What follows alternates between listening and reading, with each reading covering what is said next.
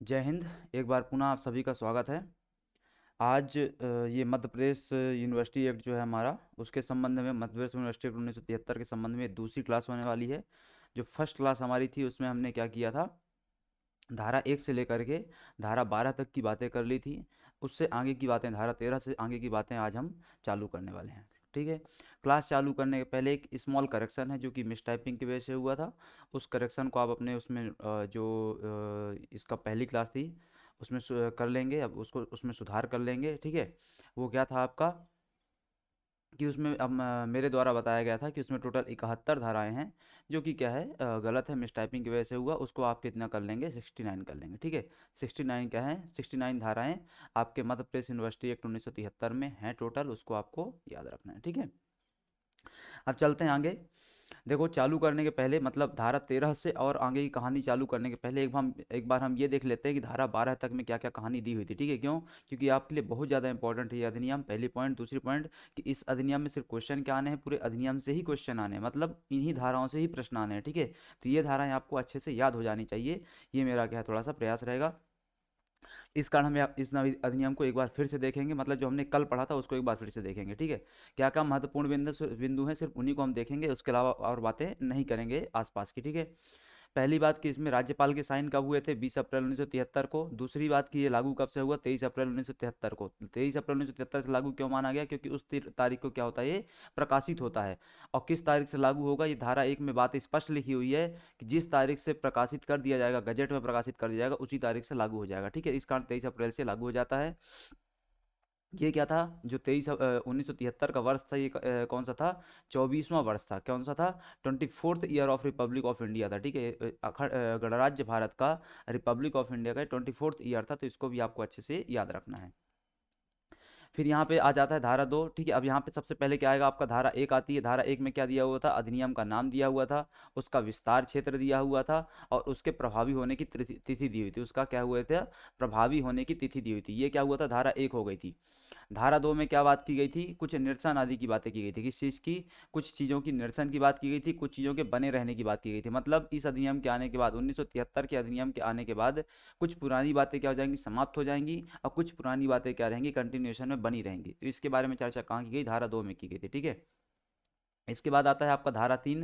धारा 3 में क्या है, कुछ अस्थायी उपबंध किए गए थे। क्या किए गए थे, अस्थायी उपबंध किए गए थे। किस संबंध में अस्थायी उपबंध थे, जिनका संबंध सिर्फ उस समय की तात्कालिक परिस्थितियों से था, उसके बाद उनका उपयोग क्या हो गया, खत्म हो गया। इसके बाद आती धारा 4। धारा 4 आपके लिए इंपॉर्टेंट थी। धारा 4 में क्या दिया था, परिभाषाएं दी हुई थी, बहुत सारी परिभाषाएं दी हुई हैं, जैसे कुलपति कौन होगा, कुलाधिपति कौन होगा, कुल सचिव कौन होगा, कॉलेज महाविद्यालय क्या होगा, विश्वविद्यालय क्या होगा, संवर्ग क्या होगा, संकाय क्या होगा, प्राचार्य क्या होगा, महाविद्यालय का प्राचार्य कौन होगा, अध्यापक कौन होगा। इस प्रकार की और ढेर सारी अन्य परिभाषाएं कहाँ हैं, आपके धारा 4 में दी हुई हैं। ठीक है। यहाँ तक हमने बातें करी थी। फिर हमने धारा 5 में क्या देखा था, विश्वविद्यालय का निगमन कैसे होगा। तो विश्वविद्यालय के निगमन के लिए एक विश्वविद्यालय एक क्या बनाई जाएगी, एक समिति बनाई जाएगी, एक संगठन बनाया जाएगा। उसमें कौन कौन लोग होंगे, उसमें कुलाधिपति होगा, कुलपति होगा, सभा के सदस्य होंगे, कार्य परिषद के सदस्य होंगे, और विद्या परिषद के सदस्य होंगे। इस प्रकार से टोटल 5 लोगों द्वारा क्या बनाया जाएगा, इसको एक निगमन बनाया जाएगा, जो विश्वविद्यालय की कार्यप्रणाली क्या करेगा, निगमित करेगा। ठीक है। फिर धारा 6 में विश्वविद्यालय की शक्तियां दी हुई थी, जो इस संबंध में बहुत सारी शक्तियों क्या करता है, वो निर्वहन करता है। ठीक है। इसके बाद धारा 7 में उसकी क्या दी हुई थी, अधिकारिता। अगर आपसे प्रश्न आता है कि विश्वविद्यालय की अधिकारिता का वर्णन कहाँ किया गया है, तो विश्वविद्यालय की अधिकारिता का वर्णन धारा 7 में किया गया है। अधिकारिता क्या होगी, प्रदेश की सीमाओं के अंदर होगी। अधिकारिता क्या होगी, प्रदेश की सीमाओं के अंदर होगी। प्रदेश की सीमाओं के बाहर भी कभी कभी काम करेगा, लेकिन किन परिस्थिति में, जब राज्य सरकार उसको क्या करेगी, इस बात के लिए परमिट करेगी। ठीक है। धारा 8 में हमने क्या देखा था, संबंधित समस्त बातों में विभेद, मतलब जो विश्वविद्यालय कभी भी किसी के साथ निम्नलिखित आधारों पर विभेद नहीं करेगा, मतलब धर्म, मूल, वंश, जाति, लिंग, जन्म स्थान, राजनीतिक एवं अन्य विचारधाराओं के आधार पर कभी भी किसी के साथ भेदभाव नहीं किया जाएगा। ये धारा 8 में लिखा गया था। धारा 9 में क्या बात की गई थी, अध्यापन की बात की गई थी। धारा 9 यहाँ पे नहीं दिया हुआ है, उसमें क्या बात की गई थी, अध्यापन की बात की गई थी। अध्यापन मतलब पढ़ाई लिखाई कैसे होगी, पढ़ाई लिखाई वैसे होगी जैसे विश्वविद्यालय तय करेगा, पाठ्यक्रम विश्वविद्यालय तय करेगा, पढ़ाने का तरीका, अध्यापकों को क्वालिफिकेशन, वो सब कौन तय करेगा, विश्वविद्यालय तय करेगा। तो ये बात कहाँ लिखी हुई है, धारा 9 में लिखी गई, ठीक है। फिर आता है धारा 10। धारा 10 में क्या बात की गई है? विश्वविद्यालय महाविद्यालय के निरीक्षण की बात की गई है। कैसे होगा? दो प्रकार से होगा। पहला कि कुलाधिपति स्वप्रेरणा से क्या कर ले, निरीक्षण कर ले। और दूसरा कि राज्य सरकार उसको क्या कर दे, निवेदन करे कि भाई आप जांच करवा लीजिए, ठीक है। तो दो तरीके से क्या हो सकता है, वहाँ पे निरीक्षण हो सकता है। धारा 11 आपके लिए बहुत ज़्यादा इंपॉर्टेंट था। उसमें क्या बात की गई थी? आज जो हम आर्टिकल पढ़ेंगे उसमें धारा 11 के इस भाग का बहुत ज़्यादा महत्व रहेगा, ठीक है। तो अभी क्या है, विश्वविद्यालय के अधिकारियों की बात की गई। कहाँ? धारा 11 में बात की गई है। क्या क्या अधिकारी होते हैं उसमें? कुलाधिपति होता है जिसको राज्यपाल बोलते हैं आप, कुलपति होता है, एक कुलाधि सचिव होता है, सभी जो विभाग होते हैं उन विभागों के विभागाध्यक्ष जिसको आप संकाय अध्यक्ष बोलते हैं, कुल सचिव भी होता है। एक क्या होता है, विद्यार्थी कल्याण का संकाय अध्यक्ष, विद्यार्थी कल्याण बोर्ड होता है जो आज हम पढ़ेंगे उसको, ठीक है। इसके अलावा और ढेर सारे अधिकारी होते हैं जो क्या करते हैं, सब विश्वविद्यालय के अधिकारी के तौर पर काम करते हैं, ठीक है। तो विश्वविद्यालय के अधिकारी कहाँ दिए हुए हैं? धारा 11 में दिए हुए हैं। उसके बाद आता है धारा 12। धारा 12 में क्या दिया हुआ? कुलाधिपति की शक्तियाँ क्या होगी, मतलब कुलाधिपति अर्थात राज्यपाल की शक्तियाँ क्या होंगी इस संबंध में। तो क्या होगा? पहला तो राज्यपाल एक क्या होगा, कुलाधिपति होगा। दूसरा वो विश्वविद्यालय का प्रधान होगा और सभा का अध्यक्ष होगा। और जब भी किसी विश्वविद्यालय में कोई भी बैठक होगी, अगर वो उपस्थित है वहाँ पे, तो उसका क्या करेगा? वो अध्यक्षता करेगा, ठीक है। इसके अलावा और क्या है, तो वो विश्वविद्यालय के कार्यकलाप को संबंधित कोई भी कागज आदि जानकारी मांग सकता है, किसी भी अधिकारी को उस संबंध में पुनः जांच के लिए निर्देशित कर सकता है, ठीक है। ये सब चीज़ें चलेंगी। अब यहाँ से क्या होता है, आपका धारा 12 तक की बातें हमने कर ली थी, ठीक है। अब यहाँ से आज का आपकी क्लास चालू होती है। ये आज की आपकी जो क्लास चालू हो रही है इसमें सबसे पहला आता है, वो आता है आपका आर्टिकल 13 जिसमें कुलपति की नियुक्ति की बात की गई है। बहुत ज़्यादा इंपॉर्टेंट है आपके लिए, कुलपति की नियुक्ति कैसे की जाती है, ठीक है। तो देखो, नियुक्ति क्या है? कुलपति की नियुक्ति उपधारा 2 या उपधारा 6 के अधीन गठित समिति द्वारा सिफारिश, मतलब ये जो धारा 13 है, ये जो धारा 13 है, इसकी धारा उपधारा 2 और उपधारा 6 क्या है, आगे आएगा। उपधारा क्या 2 क्या है और उपधारा 6 क्या है, वो आगे आएगा, ठीक है। ये यहाँ पे यहाँ पे समिति दी हुई वो उपधारा 2 है, ठीक है। पर पहले, हाँ, पहले आ जाओ इसमें कि उपधारा 2 और उपधारा 6 के तहत गठित एक समिति द्वारा, समिति की सिफारिश पर कम से कम 3 व्यक्तियों की तालिका में से कुलपति के कुलाधिपति द्वारा की जाएगी, ठीक है। अच्छे से याद रखो, सामान्य भाषा में आसान शब्दों में एकदम समझा दे रहा हूँ मैं आपको। कुलपति की नियुक्ति कैसे होगी? एक समिति द्वारा कुछ नामों की अनुशंसा की जाएगी। सबसे पहले क्या होगा, इस अधिनियम मतलब 1973 के अधिनियम की धारा 13 की उपधारा 2 और उपधारा 6 के तहत क्या किया जाएगा, एक समिति का गठन किया जाएगा।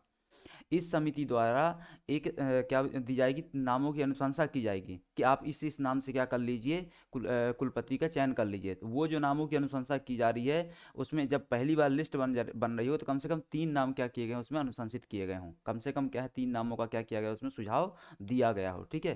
तो क्या हुआ, धारा उपधारा 2 और उपधारा के 6 के तहत गठित समिति द्वारा जो सिफारिश की जाएगी, उस सिफारिश की गई जो लिस्ट होगी उसमें कम से कम 3 नाम होने चाहिए। और उन 3 नामों में से क्या करेगा, कुलाधिपति मतलब राज्यपाल किसी एक नाम का चयन कर लेगा।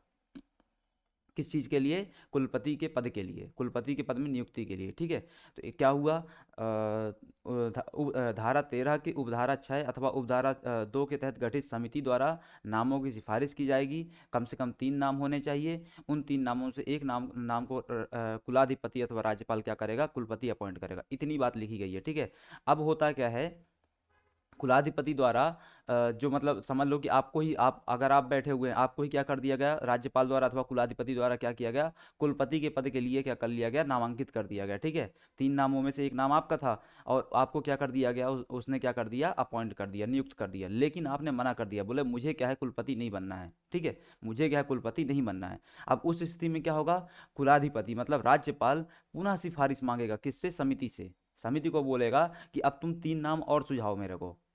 अब वो क्या बोलेगा, देखो आपको आप ये जो पहली बार लिस्ट बनी 3 नामों की, उसमें आपका नाम एक था, पर आपको जब अपॉइंट किया गया तो आपने मना कर दिया, बोले मुझे कुलपति नहीं बनना है, मेरे पास क्या है, दूसरे काम भी हैं, अन्य काम मुझे करने, ठीक है। यहाँ पे आपने जैसे ही मना कर दिया तो फिर क्या होगा, जो कुलाधिपति है, जो राज्यपाल है, वो फिर से सिफारिश मांगेगा, सिफारिश करने के लिए कहेगा, किसको, इस समिति को। इस समिति को बोलेगा कि आप एक फिर से क्या कीजिए, 3 नामों को सुझावित कीजिए, सुझाव दीजिए, ठीक है। तो फिर क्या होगा, यहाँ पे वो जो 3 नाम आएंगे, उन 3 नामों से फिर से एक नाम सेलेक्ट किया जाएगा, उसको क्या कर दिया जाएगा, अपॉइंट कर दिया जाएगा। तो इतनी बातें क्या हो गई, कुलपति की नियुक्ति के संबंध में हो गई, ठीक है। इसके अलावा क्या है, जो नया विश्वविद्यालय पहली बार खुलेगा, जो नया विश्वविद्यालय पहली बार खुलेगा उसके संबंध में क्या बात की गई है, ठीक है। तो द्वितीय अनुसूची के भाग 2 में निर्दिष्ट किए गए प्रत्येक विश्वविद्यालय का प्रथम कुलपति, ठीक है। समझ लो, नया नया विश्वविद्यालय खुला तो उसका जो पहला कुलपति होगा वो राज्य सरकार से परामर्श के पश्चात कुलाधिपति द्वारा नियुक्त किया जाएगा। देखो कितना बड़ा अंतर आता है, देखो कितना बड़ा अंतर है कि अगर पुराने विश्वविद्यालय में, ठीक है, जो पहले से स्टैब्लिश विश्वविद्यालय हैं वहाँ पे आपको कुलपति की नियुक्ति करना है, मतलब कुलाधिपति के द्वारा कुलपति की नियुक्ति की जानी है, तो वहाँ पर राज्य सरकार के परामर्श की आवश्यकता नहीं है। कहीं आपने यहाँ पे पढ़ा राज्य सरकार का परामर्श? बिल्कुल नहीं पढ़ा आपने, ठीक है। लेकिन राज्य सरकार के परामर्श की आवश्यकता कहाँ पे पड़ेगी? जब किसी यूनिवर्सिटी में पहली बार क्या है, कुलपति की नियुक्ति की जाती है। अगर पहली बार नियुक्ति की जा रही कुलपति की तो वहाँ पे हमको क्या पड़ेगा, राज्य सरकार के परामर्श की आवश्यकता पड़ेगी ही पड़ेगी, ठीक है। अच्छे से याद रख लेना इस बेसिक डिफरेंस को, ठीक है। अब आते हैं, जो कुलाधिपति हो एक समिति की नियुक्ति करेगा जिसमें निम्नलिखित लोग होंगे। अभी हमने देखा ना कि एक समिति के सुझाव पर क्या किया जाएगा, 3 लोगों का नाम सुझाया जाएगा, समिति द्वारा एक 3 लोगों का नाम सुझाएगा जिसमें से एक नाम को कुलाधिपति क्या करेगा, कुलपति अपॉइंट करेगा। अब ये जो समिति है, इस समिति को समझो क्या है। ये जो समिति है धारा 13 के तहत गठित, धारा 13 के सब क्लॉज 2 अथवा सब क्लॉज 6 के तहत गठित जो समिति है, ठीक है, ये धारा सब क्लॉज 2 अथवा सब क्लॉज 6 है, ठीक है। उसके तहत जो गठित समिति है उसमें कौन कौन लोग होंगे, ठीक है। तो पहला कि कार्य परिषद द्वारा निर्वाचित किया गया एक व्यक्ति होगा, जो विश्वविद्यालय का कार्य परिषद है उसके द्वारा निर्वाचित एक व्यक्ति। दूसरा, यूजीसी के अध्यक्ष द्वारा एक नाम निर्देशित किया जाएगा। और तीसरा कि कुलाधिपति द्वारा एक नाम निर्देशित किया जाएगा। तो अच्छे से याद रखना है, समिति में कितने लोग होंगे, 3 लोग होंगे। एक व्यक्ति कौन होगा जिसको कुलाधिपति ने अपॉइंट किया हो, एक व्यक्ति कौन होगा जिसको यूजीसी के अध्यक्ष ने अपॉइंट किया हो, और एक व्यक्ति कौन होगा जो जिसको विश्वविद्यालय के कार्य परिषद ने अपॉइंट किया हो, ठीक है। तीनों नाम आपको याद रखने हैं। समिति में 3 लोग होंगे, समिति में 3 लोग होंगे, कौन कौन? एक कार्य परिषद द्वारा निर्वाचित व्यक्ति, एक विश्वविद्यालय अनुदान आयोग के अध्यक्ष द्वारा नामांकित व्यक्ति, और एक क्या हो जाता है, कुलाधिपति द्वारा नामांकित व्यक्ति। ये दोनों नामांकित है, ये निर्वाचित है, ठीक है। ये निर्वाचित है कार्य परिषद वाला व्यक्ति, और ये दोनों क्या है, नामांकित है, ठीक है। तो 3 लोगों की समिति होती है, और इस समिति द्वारा जो नाम सुझाए जाते हैं, अनुशंसाएं की जाती हैं, वो भी 3 ही लोग होते हैं। वो भी क्या होते हैं, 3 ही लोग होते हैं। ये लिखा हुआ था यहाँ पर, ठीक है। अब आता है कुलाधिपति इन तीनों व्यक्तियों में से किसी एक को समिति का अध्यक्ष तय कर देगा। अब 3 में से कोई एक को तो अध्यक्ष बनाया जाएगा ना, तो अध्यक्ष किसको बनाया जाएगा, उसको बनाया जाएगा जिसको कुलाधिपति तय करेगा, जिसको कुलाधिपति बोल देगा उसको अध्यक्ष बना दिया जाएगा, ठीक है। तो ये क्या हो गया, धारा 13 के सब क्लॉज 2 अथवा सब क्लॉज 6 के तहत गठित समिति हो गई जिसमें 3 लोग होते हैं। उनमें से एक व्यक्ति को कुलाधिपति क्या बना देता है, अध्यक्ष बना देता है, ठीक है। अब आता है समिति के गठन का समय क्या होगा, मतलब समिति कब गठित की जाएगी। मतलब समझ लो, कुलपति का सॉरी समझ लो, कुलपति का क्या करना है, हमको अपॉइंटमेंट करना है। हमको क्या करना है, कुलपति का अपॉइंटमेंट करना है। तो कुलपति के अपॉइंटमेंट के लिए समिति गठित कब की जाएगी, समय क्या होगा उसका, ठीक है। तो उपधारा 2 के अधीन समिति गठित करने के लिए कुलाधिपति कुलपति की अवधि के अवसान होने के 6 मास पूर्व, समझ लो कि आपका क्या है, आप किसी विश्वविद्यालय के कुलपति हैं। समझ लीजिए आप बैठे हुए हैं, अगर आप भोपाल में बैठे हुए हैं तो आप क्या है, मान लेते हैं कि बरकतुल्ला के क्या हैं, आप बरकतुल्ला विश्वविद्यालय के कुलपति हैं। बरकतुल्ला विश्वविद्यालय के कुलपति का कार्यकाल क्या होगा, 4 साल का होगा। सिर्फ बरकतुल्ला नहीं, सभी विश्वविद्यालय कुलपतियों का कार्यकाल क्या होता है, 4 साल होता है, ठीक है। आगे हम पढ़ेंगे। तो अगर 4 साल का जो कार्यकाल है, जैसे ही मतलब क्या हो जाएंगे, आपके 3.5 साल पूरे हो जाएंगे, ठीक है। जैसे ही क्या हो जाएगा, आपके कार्यकाल के 3.5 साल पूरे हो जाएंगे, या 4 साल में से जब 6 माह बचेंगे, तभी क्या कर दिया जाएगा, कुलाधिपति द्वारा एक समिति नियुक्त कर दी जाएगी। मतलब कुलपति के कार्यकाल समाप्ति के 6 माह पूर्व क्या कर दिया जाता है, समिति का गठन कर दिया जाता है, ठीक है। कुलपति के कार्यकाल के 6 माह की समाप्ति के पूर्व क्या कर दिया जाता है, कार्यकाल समाप्ति के 6 माह पूर्व क्या कर दिया जाता है, समिति का गठन कर दिया जाता है, ठीक है। तो पहला तो आपको ये याद रखना है कि उसका गठन कब किया जाता है। दूसरा कि कार्य परिषद तथा विश्वविद्यालय अनुदान आयोग के अध्यक्ष को अपने नाम क्या करने होते हैं, निर्दिष्ट व्यक्तियों को चुनने के लिए अपेक्षित करेगा। क्या हुआ, समझ लो कि कार्यकाल खत्म होने वाला था, उसके 6 मास पूर्व क्या कर दिया गया, राज्यपाल अथवा कुलाधिपति द्वारा समिति का गठन कर दिया गया, ठीक है। अब सीधी सी बात है, अगर समिति का गठन किया गया है और उसमें 3 लोग होते हैं, ठीक है, समिति में 3 लोग होते हैं, ये बात यहाँ से स्पष्ट हो गई थी, ठीक है। समिति में 3 लोग होते हैं, ये बात यहाँ से स्पष्ट हो गई थी। तीन में से एक व्यक्ति कौन अपॉइंट करता है? यूजीसी का अध्यक्ष अपॉइंट करता है। एक व्यक्ति कहाँ से आता है? कार्य परिषद से आता है, कार्य परिषद के निर्वाचन से। और एक व्यक्ति कहाँ से आता है? कुलाधिपति द्वारा नामांकन किए जाने से आता है। ठीक है, तो देखो कुलाधिपति तो अपना व्यक्ति नामांकित कर देगा, पर हो सकता है ये दोनों लोग क्या है, नाम अपना ना भेजें। तो अगर ये दोनों लोग अपना नाम नहीं भेजते हैं तो उस स्थिति में क्या होगा? कुलाधिपति की संसूचना प्राप्त होने के 1 मास के भीतर ऐसा करने में असफल रहते हैं तो कुलाधिपति क्या कर लेगा? स्वयं नाम निर्देशित करके और समिति को क्या कर देगा? गठित कर देगा। क्या हुआ? 6 माह पूर्व समिति गठित होनी चाहिए थी। ठीक है, बात बिल्कुल यहाँ पे क्लियर हो गई। 6 माह पूर्व क्या हो जाएगी? उसके कुलपति के कार्यकाल समाप्त होने के 6 माह पूर्व क्या कर दिया जाएगा? समिति का गठन कर दिया जाएगा। यहाँ तक बात सही थी। समिति गठित कर दी गई। राज्यपाल ने जो समिति में 3 व्यक्ति होने थे, राज्यपाल ने अपना व्यक्ति क्या कर दिया? अपॉइंट कर दिया। कार्य परिषद का व्यक्ति और यूजीसी के अध्यक्ष का व्यक्ति आना था, पर उनने क्या कर दिया? समिति गठित होने के 1 माह के अंदर तक अगर इन दोनों ने अपने अपने व्यक्तियों को नहीं भेजा है तो फिर राज्यपाल क्या कर देगा? खुद ही इन दोनों के व्यक्तियों को क्या कर देगा? अपॉइंट कर देगा। इतनी सी आज़ादी किसको दी गई है? कुलाधिपति को दी गई है। मतलब अगर समिति गठित होने के 1 माह के अंदर अंदर ये दोनों अपने व्यक्तियों को अपॉइंट नहीं करते हैं तो कुलाधिपति स्वयं अपॉइंट कर लेगा। इतनी सी बात क्या की गई है? इसके तहत की गई है, धारा 2 के तहत। ठीक है, फिर आता है उपधारा 4। उपधारा 4 किसकी? धारा 13 की उपधारा 4 है। ठीक है, तो किसी भी ऐसे व्यक्ति को जो विश्वविद्यालय या किसी महाविद्यालय से संसक्त हो, उपधारा 2 के अधीन समिति के लिए निर्वाचित या नामांकित निर्देशित नहीं किया जाएगा। मतलब ऐसा कोई भी व्यक्ति जो विश्वविद्यालय से जुड़ा हुआ है उसको इस समिति में अपॉइंट नहीं किया जाएगा। ऐसा कोई भी व्यक्ति जो इस विश्वविद्यालय से जुड़ा हुआ है, मतलब जिस विश्वविद्यालय में समिति गठित की जा रही है उस विश्वविद्यालय से जुड़ा है, तो उसको वहाँ समिति में अपॉइंट नहीं किया जाएगा। ठीक है, इसके बाद क्या है? समिति अपने गठन की तारीख से 6 सप्ताह के भीतर या 4 सप्ताह से अधिक समय न लेते हुए नाम की क्या करेगी? 3 नामों की घोषणा कर देगी। ठीक है, कि ये 3 नाम हम क्या करते हैं? सुझाते हैं, ये सुझाव देते हैं। ठीक है, तो कितना? अगर समिति आज अपॉइंट होती है तो 6 माह के अंदर अंदर उसको क्या करना पड़ेगा? अपने सुझाव देना पड़ेगा। ये 6 माह कितना हो सकता है? 4 माह भी हो सकता है। कब हो सकता? किस परिस्थिति में? जब राज्यपाल ऐसा करने के लिए बोलेगा। ठीक है, तो ये मेरे ख्याल से आपको पॉइंट क्लियर हो गया होगा। फिर आता है धारा जो 13 है उसकी उपधारा 6। धारा 13 की उपधारा 6। धारा 13 की उपधारा 6 में क्या बोला गया है? देखो क्या होता है, कई बार की जो समिति गठित की गई थी किसके तहत? उपधारा 2 के तहत, वो काम नहीं करती है। कैसे? तो यदि किसी कारण से वह समिति जो उपधारा 2 के तहत गठित की गई हो, उपधारा 5 में निर्दिष्ट की गई कालावधि के भीतर, मतलब 6 माह के भीतर, धारा 5 में क्या बात की गई है? 6 माह के भीतर क्या करना है आपको? अपने नाम सुझाने हैं। वो 4 माह भी हो सकता है कुछ परिस्थितियों में, जब राज्यपाल ऐसा करने को बोलेगा, कुलाधिपति ऐसा करने को बोलेगा। ठीक है, तो समझ लो जो उपधारा 2 के तहत समिति गठित की गई थी उसको क्या करना था? उपधारा 5 के तहत 6 माह के भीतर क्या करना था? नाम सुझाने थे, पर उसने ऐसा नहीं किया। तो फिर राज्यपाल क्या करेगा? एक नई समिति गठित कर देगा। अगर उसने ऐसा नहीं किया तो राज्यपाल एक नई समिति गठित कर देगा और फिर वो उसी तरीके से काम करेगी जैसा पीछे काम करी थी, कि वो 3 नाम सुझाएगी, 6 माह के अंदर सुझाएगी, 4 माह भी हो सकता है, फिर उसमें से एक राज्यपाल द्वारा नाम तय कर लिया जाएगा। ठीक है, तो सामान्य प्रक्रिया के समझ लो। आप समझो, उस पूरी प्रक्रिया को मैं आपको एक एक ही जगह समझा दे रहा हूँ सामान्य सा। ठीक है, समझ लो इसको। इस पूरी प्रक्रिया को मैं आपको एक ही जगह समझा रहा हूँ सामान्य शब्दों में। ठीक है, समझो सर कैसे। धारा 13 के तहत बात चल रही है। धारा 13 के तहत क्या बात चल रही है? सबसे पहले क्या किया जाएगा?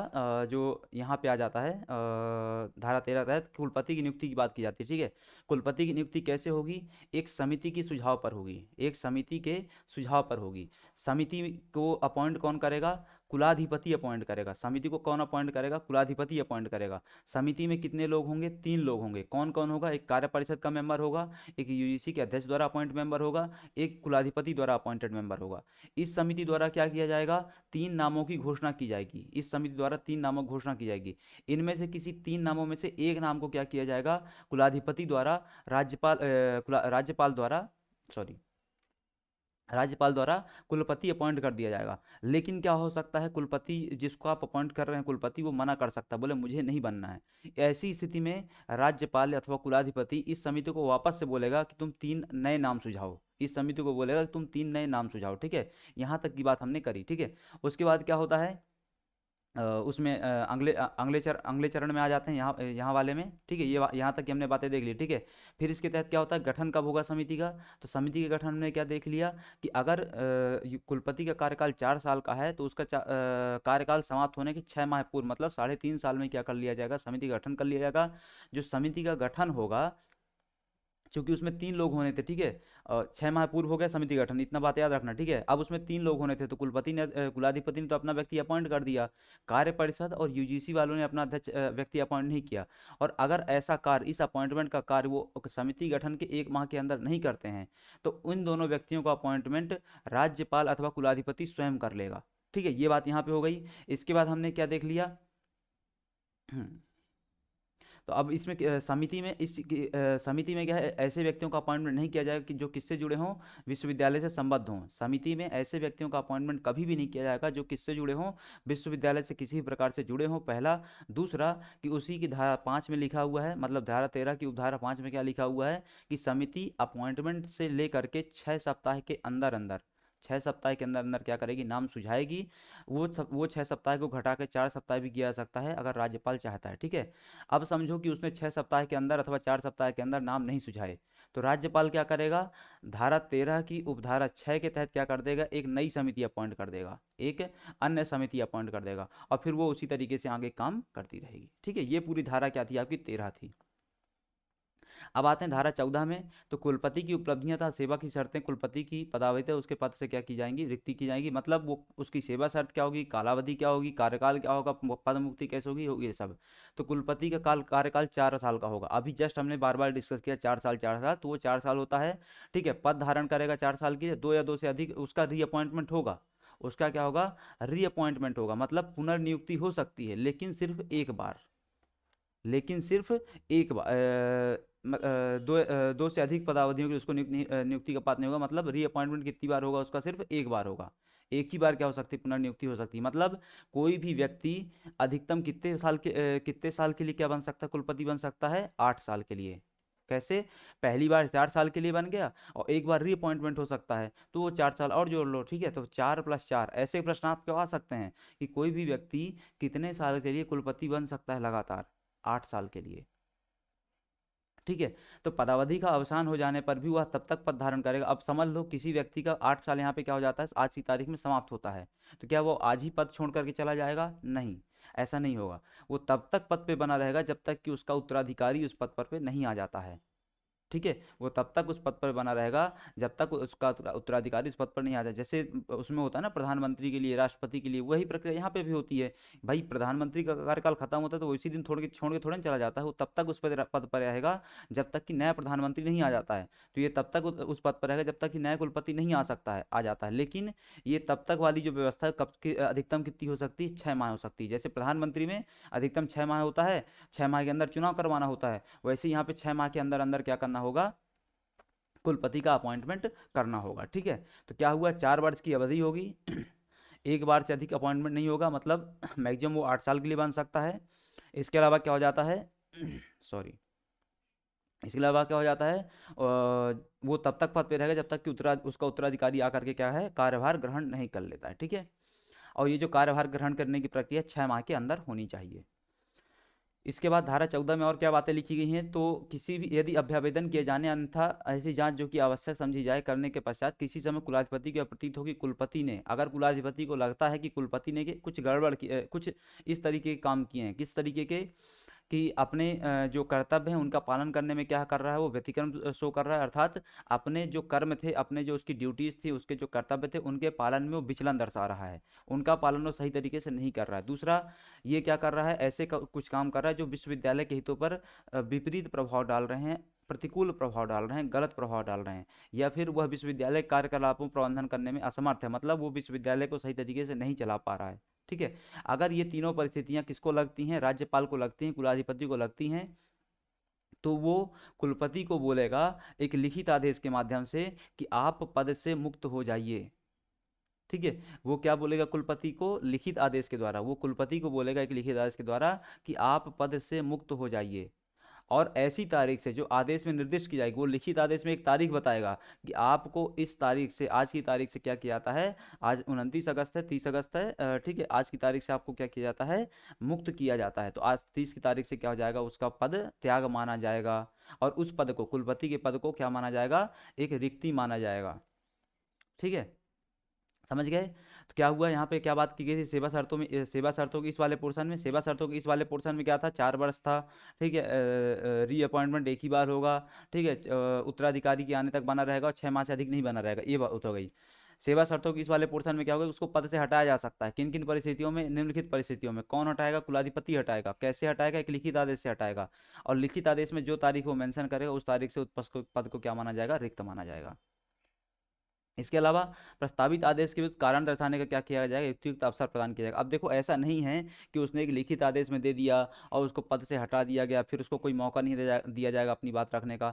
मतलब सीधी सी बात है ना, कि अगर मैं किसी को, व्यक्ति को पद से हटा रहा हूँ, और कोई छोटा मोटा पद नहीं, कुलपति का पद है, अगर मैं उसको, कुलपति को उसके पद से हटा रहा हूँ, तो कारण बताए जाने का मुझे क्या करना पड़ेगा, उसको अवसर प्रदान करना पड़ेगा। ठीक है, तो वो क्या करेगा, कुलपति कारण बताएगा कि मैं ये कार्य को क्यों नहीं कर पा रहा हूँ, ये कार्य को, मतलब ये जो समस्याएं खड़ी हो रही थी, ये कार्य में क्यों, मतलब प्रबंधन क्यों नहीं कर पा रहा हूँ, प्रतिकूल प्रभाव क्यों पड़ रहा है, व्यतिक्रम क्यों आ रहा है। ठीक है, इन सब के बारे में क्या देगा, वो स्पष्टीकरण देगा। ये बात कहाँ लिखी गई है, धारा 14, एक मिनट, हाँ, धारा 14 की सब उपधारा 4 में लिखी गई है। ठीक है, इसके बाद क्या है, धारा 14 की उपधारा 5, धारा 14 की उपधारा 5 में क्या बात की गई है, तो उपधारा 3 के अधीन के आदेश के निर्देश की गई तारीख से यह समझा जाएगा कि कुलपति ने पद त्याग दिया, और कुलपति का पद क्या है, माना, रिक्त माना जाएगा। ये जो यहाँ पे लिखित धारा आदेश दिया गया था ना, इस लिखित आदेश में ये धारा 3 थी, सॉरी, धारा 14 की उपधारा 3 थी। धारा 14 की उपधारा 3 में एक लिखित आदेश जारी हुआ था, उस लिखित आदेश में एक तारीख लिखी हुई थी, उस तारीख से उस पद को क्या माना जाएगा, रिक्त माना जाएगा। ये बात कहाँ लिखी है, धारा 5 में, धारा 14 की उपधारा 5 में लिखी गई है।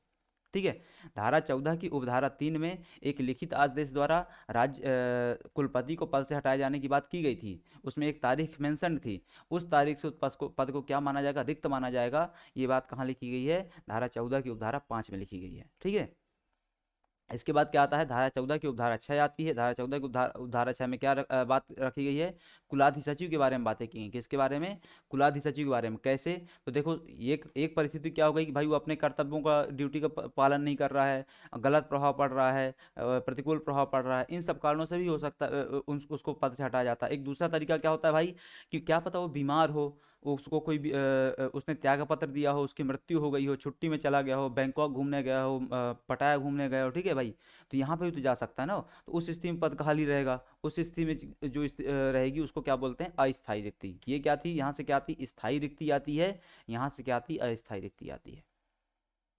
तो जब अस्थायी रिक्ति आएगी, तो वहां पे फिर पदभार किसको दिया जाएगा। ठीक है, अगर होता है ना, जैसे बोलते हैं कि भाई राष्ट्रपति छुट्टी में चले गए राष्ट्रपति छुट्टी में चले गए, या फिर कोई अन्य अन्य बड़ा पदाधिकारी क्या है, छुट्टी में चला गया, तो उस समय उसका कार्यभार कौन संभालेगा। या फिर समझ लो कि लोकसभा का अध्यक्ष छुट्टी में चला गया, ठीक है, लोकसभा का अध्यक्ष अनुपस्थित है, तो उस समय हम देखते हैं कौन कार्यभार सभा, जो सीनियर मोस्ट होता है, उस मेंबर होता है, उसको बैठा दिया जाता है।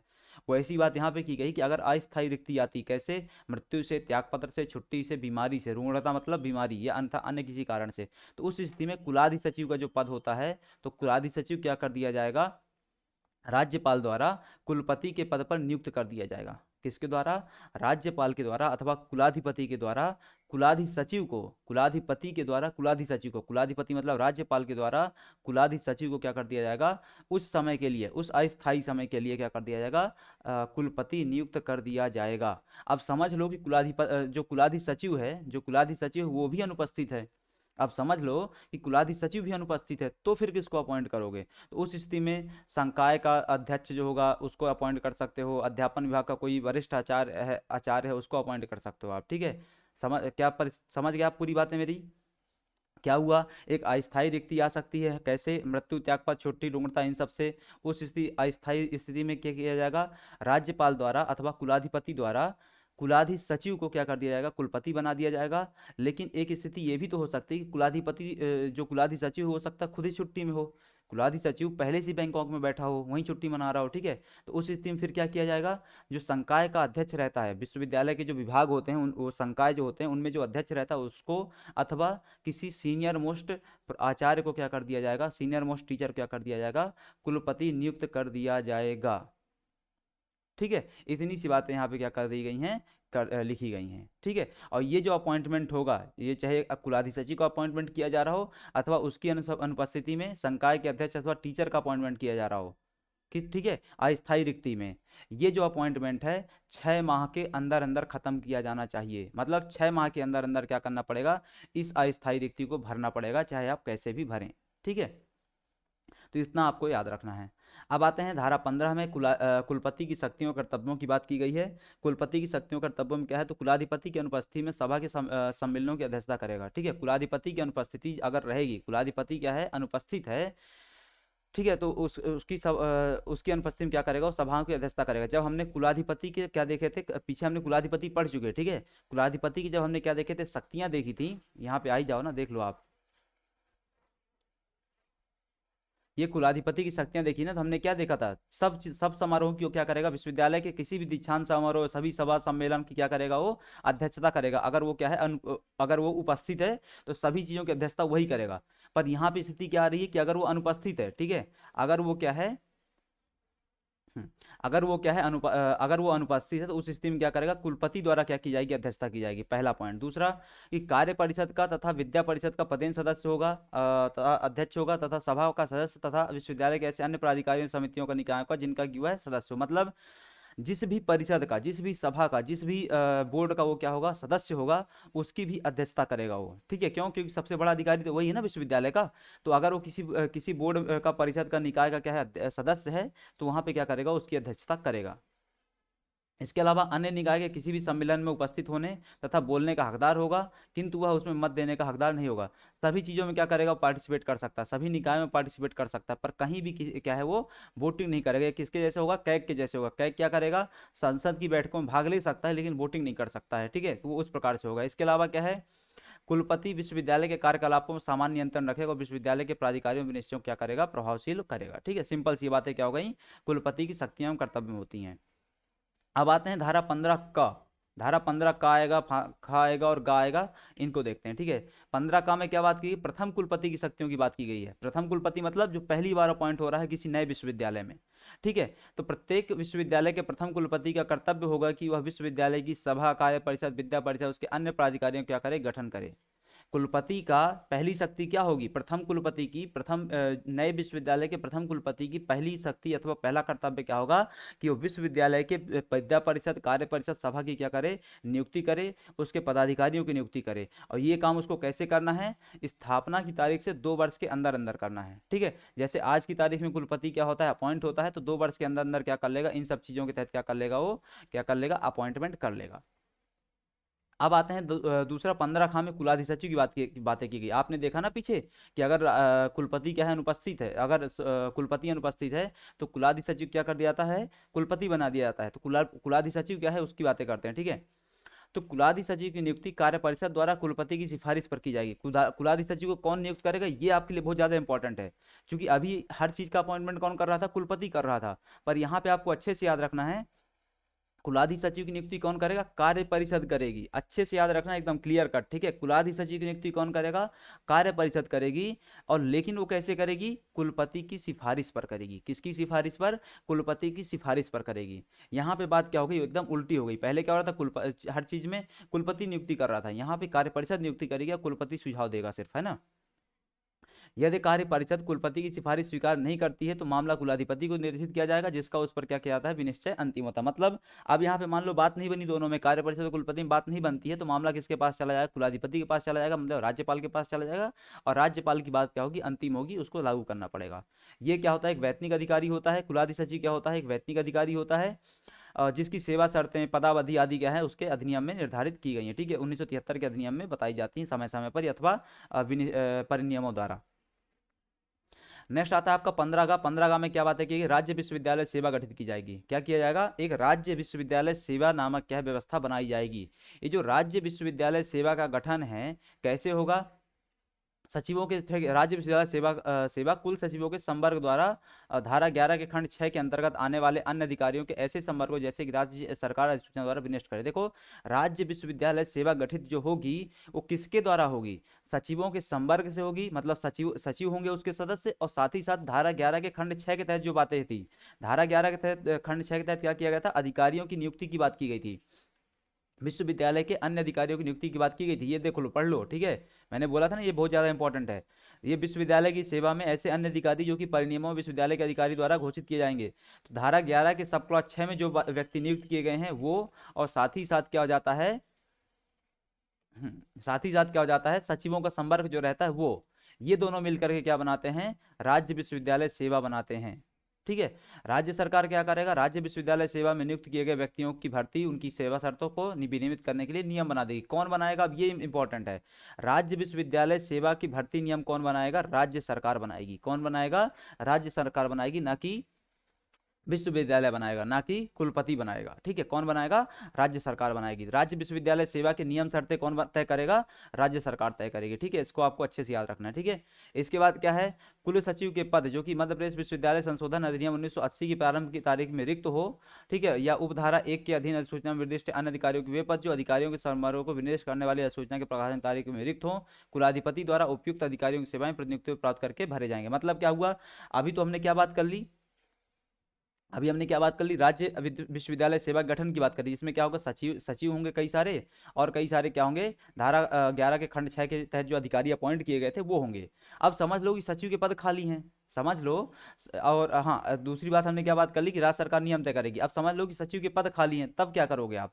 तो अगर सचिव के पद खाली हैं, अगर सचिव के पद खाली हैं तो क्या किया जाएगा? प्रतिनियुक्ति पर बुला लिया जाएगा। मतलब दूसरी जगहों से लोगों को यहाँ पे बुला करके क्या किया जाएगा? सचिव अपॉइंट किया जाएगा, और इस कार्य को, राज्य विश्वविद्यालय सेवा गठन के कार्य को क्या किया जाएगा? पूरा किया जाएगा। ठीक है। अब आते हैं कुल सचिव कौन होता है। अब आते हैं कुल सचिव कौन होता है। तो कुल सचिव विश्वविद्यालय का पूर्णकालिक वैतनिक अधिकारी होता है। तो अच्छे से याद रखना है, पूर्णकालिक होता है। ठीक है। पूर्णकालिक होता है। वह सभा के कार्य परिषद के विद्या संबंधी योजना मूल्यांकन बोर्ड के सचिव के रूप में क्या करता है? कार्य करता है। मूल्यांकन बोर्ड का सचिव होता है, कार्य परिषद, विद्या परिषद और अन्य चीजों के लिए क्या करता है? वो काम करता है। अब क्या होगा? प्रत्येक विश्वविद्यालय के प्रथम कुल सचिव की नियुक्ति कौन करेगा? कुलाधिपति करेगा। प्रत्येक विश्वविद्यालय के प्रथम कुल सचिव की नियुक्ति कौन करता है? राज्यपाल द्वारा की जाती है, कुलाधिपति द्वारा की जाती है। राज्य सरकार से परामर्श के पश्चात की जाती है। राज्य सरकार से परामर्श के पश्चात की जाती है। कितने समय के लिए? 4 वर्ष के लिए। कितने समय के लिए? 4 वर्ष के लिए की जाती है। तो क्या क्या बातें हो गई? जब पहली बार कुल सचिव का अपॉइंटमेंट होगा, तब उसकी अपॉइंटमेंट कौन करेगा? कुलाधिपति करेगा। कैसे करेगा? राज्य सरकार की सिफारिश पर करेगा। कितने समय के लिए करेगा? 4 वर्ष के लिए करेगा। ठीक है। इतनी बातें हैं। इसके अलावा समस्त संविदाएं, मतलब इतना समझ लो कि विश्वविद्यालय के अंदर जो भी चल रहा है, जो भी दस्तावेज घूम रहा है, जो भी अभिलेख है, जो भी कागज है, सब के अंदर एक ही व्यक्ति के साइन होते हैं। वो कौन होता है? कुल सचिव के साइन होते हैं। किसके साइन होते हैं? कुल सचिव के साइन होते हैं। इसको आपको अच्छे से याद रखना है। इसके बाद आती है धारा 17। धारा 17 में क्या? विद्यार्थी कल्याण का संकाय अध्यक्ष दिया जाता है। एक विद्यार्थी कल्याण बनाया जाता है, उसका एक संकाय अध्यक्ष की नियुक्ति की जाती है। किसकी? कुलपति की सिफारिश पर, कार्य परिषद द्वारा। कुलपति की सिफारिश पर कार्य परिषद द्वारा। कार्य परिषद अभी किसका अपॉइंटमेंट कर रही थी? कुलाधि सचिव का अपॉइंटमेंट कर रही थी। किसका अपॉइंटमेंट कर रही थी? हाँ, ठीक है। कार्य परिषद क्या किया जाता? कार्य परिषद द्वारा क्या किया जाता? अभी कुलाधि सचिव का अपॉइंटमेंट किया जाता है। वैसी क्या बातें की जा रही है यहाँ पर आपके? कार्य परिषद द्वारा विद्यार्थी कल्याण के अपॉइंटमेंट की बातें, विद्यार्थी कल्याण के संकाय अध्यक्ष के अपॉइंटमेंट की बातें की जा रही हैं। ठीक है। इसकी उपधारा 1 के अधीन इस प्रकार नियुक्त किया गया संकाय अध्यक्ष पूर्णकालिक वैतनिक अधिकारी का। ये भी क्या होता है? पूर्णकालिक वैतनिक अधिकारी होता है। कौन? विद्यार्थी कल्याण का संकाय अध्यक्ष। ठीक है। तो इसके बाद इतनी बातें आपको याद रखनी है। इसके अलावा आता है आपका इसमें धारा 18। धारा 18 में अन्य अधिकारियों की बात की जाती है। ये अन्य अधिकारी कौन होंगे? वो होंगे जो किसके तहत अपॉइंट किए गए हैं?